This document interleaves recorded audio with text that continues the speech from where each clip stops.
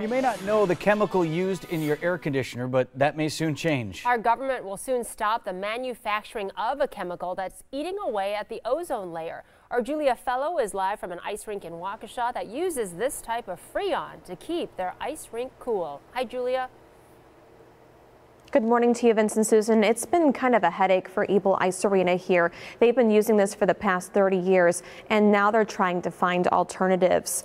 The Environmental Protection Agency says R22, that's what it's called, contains chlorine that can deplete our ozone when exposed. That's why our government won't allow it to be imported or manufactured in the U.S. It was cheap in the 80s. The price has now skyrocketed since the announcement. Now Waukesha County Parks Department is spending about $100,000 in upgrades at this ice rink for this alone. The parks director tells me that's a far better deal than switching over entirely to a common chemical used these days, like ammonia. This will save us money to replace all of the chiller plant here. We would have to also replace the floor, all of the piping under the floor if we did this. You're kind of looking at $2 million to $2.5 million. This may affect you as well. Most air conditioning units before the 2010 cutoff most likely still use the outdated refrigerant.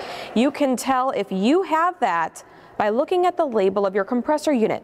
It will say R22 or R410A right on there, right here on these giant tanks. You can see R22, very clear here. So the Environmental Protection Agency tells you that you need to be able to check that. It's going to be crazy expensive as well. I spoke to an instructor at MATC that tells me right now just 30 pounds of this runs at about $500. So to replace 6,000 pounds that they used here would run about $100,000. Luckily, they are storing this as they make their repairs.